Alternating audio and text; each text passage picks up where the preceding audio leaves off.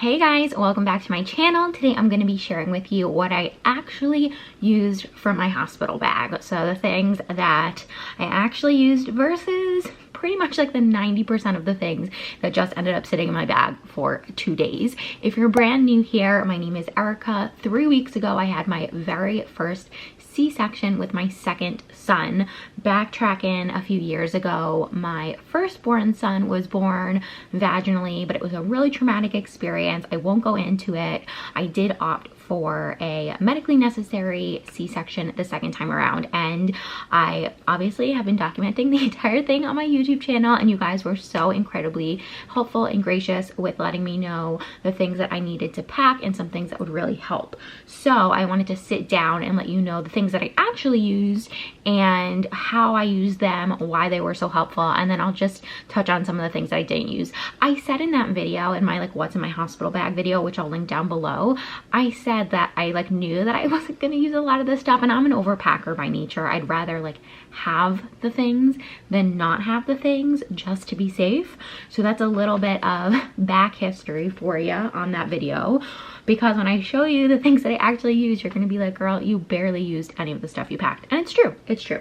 So I'm going to start first with actually the thing that I don't have here with me. And that is the thing that was most recommended by you guys that I am so glad I packed, was my number one. And you're going to hear me talk about it like a million times, probably in a bunch of videos, but that is my breastfeeding pillow. So many of you had recommended bringing some sort of pillow, a breastfeeding pillow, to help brace against the incision and brace when you're in the car coming home, brace when you're laughing or coughing or sneezing, like all that stuff. And oh my gosh, I'm so glad I brought it. So I think I brought my breastfeeding pillow the first time to the hospital when I gave birth to my first son, Hugo, and I barely used it. And I barely used it then, like while he was a newborn. And I remember thinking like, oh, this was such a waste. I think I even mentioned in a few of my videos that like I never used it, I'm not a fan. And I took your advice because so many of you said you're absolutely gonna need it in C-section recovery, and that couldn't have been more true. Also, I'm thinking my second son was born a lot smaller. He was born 6 pounds 12 ounces. My first son was born 8 pounds. And I feel like he just fit better on the pillow. And so I used it so much. I used the pillow also. There was like a big side and a thinner side, and I would flip it every time I was done breastfeeding, so I knew which side I needed to feed on next. I used it in the car on the way home. I used it while I was in like the first couple weeks of recovery here. I have it out in the living room now. I use it when I'm breastfeeding on the couch. Like, it's just amazing. I have the Dr. Brown's Gia pillow. Any breastfeeding pillow you need to pack, you need to pack. It was so great, and thank you guys so much for recommending that I pack it. The next thing that I actually used for my hospital bag was this toiletries case. I've mentioned in my other video that this was like a spur of the moment purchase off Amazon. I don't have like a designated, or didn't have a designated toiletry bag until I got this one, and I'm so glad I did. This was so great. So I'll open this up in case you didn't see that other video. Again, got this off Amazon. It was super inexpensive. Still has the plastic on the little hardware, there you go. But the reason that I love this bag so much is, one, it's so big. It has 4 separate compartments, 1, 2, 3, 4. Was able to fit all of my toiletries in it, and thank goodness, because my husband ended up forgetting his toiletry bag at home. And it has a hanger, a hook so you can hang it. It has a hook so you can hang it. It's just the best. It's the best bag. It's the best bag. We hung it up in the bathroom in the hospital room, and it was just fantastic. And I remember sitting in my hospital bag looking at it and just thinking like, I'm so glad I bought you. All my toiletries fit in it, and it was just great. It's just so great. So if you don't have a toiletry bag, I recommend this one. I will link it down below, but make sure that you get a toiletry bag with a little hook. I keep wanting to call it a hanger. Hook, hanger, so that you can hang it on the back of your hospital door. It just makes life so easy. And again, I love this one because the compartments are huge. There's 4 of them. You can put so much, and then it just folds up like that. Bam. And now I have one. So I could not recommend this little guy enough. So I'd said in that hospital bag video that I wasn't packing any hair stuff because I just am so low maintenance when I'm in the hospital, and that rang true. I did not need any hair stuff. I did end up taking a shower. I thought I might not even shower. My nurses were like trying to like gently convince me to shower, and I did. I ended up showering my body, but I did not end up showering my hair.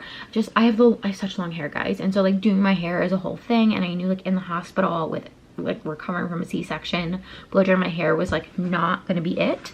So that all still rang true. There are a few products down here that I use that I wanted to chat with you guys about.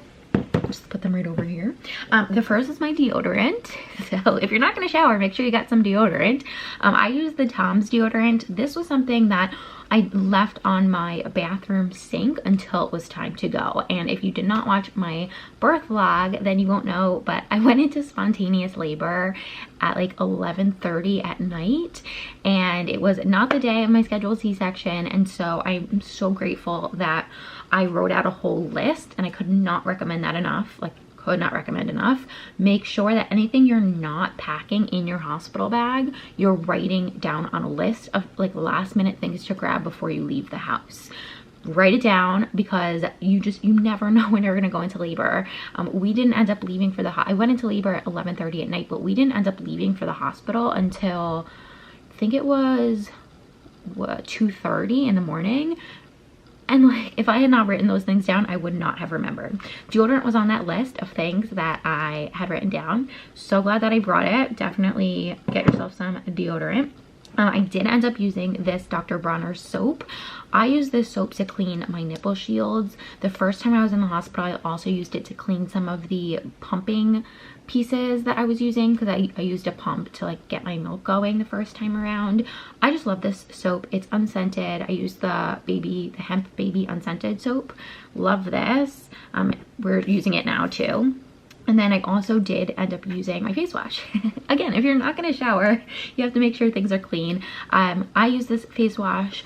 I would also recommend, again, like we didn't know that my husband was gonna forget his toiletry bag, but I'm glad that I did have some full-size products in my hospital bag. I know a lot of people pack little travel size things, and that's super smart because you can have that stuff in your hospital bag and waiting. But my husband forgot his entire toiletry bag, so I'm so glad that I had some larger size products, because he ended up showering every day and wanted to use a lot of my stuff because he didn't have any, and our hospital wouldn't let him leave. So he ended up using this face wash a lot. I used it too. It's the Aveeno Ultra Calming Hydrating Gel Cleanser. Again, I got this off Amazon a few days before. I was kind of freaking out, thinking like, oh, I should bring another face wash, and I'm glad that I did. I'm glad I packed it. Think I showed these in my video. These may have been like a last minute like throw into my hospital bag, but I brought some hair clips, some big, I don't even know what you call these, but some big hair clips. Love these. Something else that we brought to the hospital that I'm so glad we did was the Hatch sound machine. So this little guy right back here, we use him now every night. And I packed that in my hospital bag because I wanted to start creating that optimal sleep environment from the get-go, from the very first night. And it was so nice. If you've never been in a hospital before, if it's your first baby, your first time, you're getting prepped for your first time in a hospital, hospitals can be very tricky to sleep in because they tend to be a little bit noisy, and having a sound machine, bringing a sound machine to a hospital is so great. It just drowns out some of that background noise. And if you're going to be using a sound machine once your little one is here, then it's a nice way of just starting that routine early. And what's so nice about the Hatch sound machine is that it has light. There's a light. And so what was so lovely was we had it on here. I don't know if you can see. We had it on a red light, and we had the sound going. Here, it'll do it right now. And so we did that throughout the night, and with the red light, it wasn't too harsh, but I could see when I was breastfeeding. We didn't have to like turn on the overhead light. We could turn off all the lights in our hospital room, and it was just so great. I'm so glad we brought that, and could not recommend packing a sound machine more if that is something that you guys are going to be using with your newborns. I also did use, I don't know if you can see it back there, my nipple shields are now going to be in the background of truly every single video I film, because they are now like part of me that I'm breastfeeding. I packed my nipple shields obviously used them. I credit my ability to be able to breastfeed to my nipple shields, so they're always within like an arm's distance. Obviously used those. Something that I didn't use that has to do with breastfeeding though was my lanolin cream. This still actually has the plastic on it. I bought this again in a bit of a like almost in labor panic off Amazon, and I wasn't sure if I was gonna need it with my first son. When I was starting to breastfeed, I did have a little bit of cracking and a little bit of bleeding, and so using lanolin cream really helped. They did ask me though at the hospital if I had some, and I said that I did, and they said that if I didn't, they would have supplied me with some, so I thought that was kind of cool. But I didn't end up needing this at all, which was awesome, because of I'm pretty sure it's because of the nipple shields. I was able to get through those first few weeks without any bleeding or cracking or anything, so that was awesome. In terms of clothes, I said in my what's in my hospital bag video that I am, again, like pretty low maintenance when I'm in the hospital, and I had a feeling that I was going to be wearing the hospital gown the entire time, and that's exactly what I did. I legit was just wearing the hospital gown, and when I wasn't wearing the hospital gown, I was just in the mesh undies.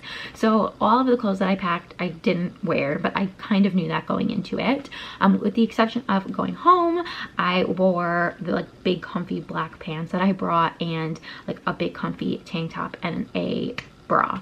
So besides that though, I didn't end up wearing any, but each to each his own, right? Like some people don't like wearing the hospital gown, some people like wearing a robe, some people like wearing their own clothes in the hospital. I just prefer to wear the hospital gown the entire time I'm there, so that's what I did. Oh my gosh, wait, I'm interjecting into this video a few minutes later because I forgot to mention something, and that was my belly band. So many of you have recommended that I buy a belly band, and I never had the chance to ask my doctor slash my hospital if one was provided for me. So I'm so glad that I got one, and if you can ask your doctor beforehand if the hospital will provide you one, then you can save yourself, I don't know, however much you'd spend on a belly band. I only spent, I think it was like 20 bucks. But my hospital, I have it right here, my hospital ended up giving me one, and I'm so glad they did, because let me tell you, the belly band that I got off Amazon, love it, but it wouldn't fit me. It was too small. It was too dang small. What I ended up doing was, so I wore the hospital belly band the entire time I was there, and then while we were getting ready to go home, I was like, oh, I'll wear the hospital one, and then I'll put the one that I got off Amazon over it, just like for extra support, extra comfort. But this little guy would not go around my waist. It would not go around my waist. I haven't tried it since, to be honest. About 2 weeks after I stopped wearing the belly band, and so I haven't needed it. But there you go. My hospital did end up supplying me with one, so I didn't actually have to bring / use this one, but I'm still glad that I did, because I didn't know beforehand. All right guys, and that's it for what I actually used for my hospital bag. Looking back, I'm not entirely surprised that I didn't use a huge amount of the stuff that I packed in terms of like clothes and stuff, because I knew that going in. I'm so glad that I had certain things like that toiletry bag and my sound machine and my nursing pillow. Those are all definitely must-haves if I ever have a C-section again. If you have any questions, definitely leave them down in the comments below. Don't forget to subscribe, and I'll see you in my next one. Bye guys.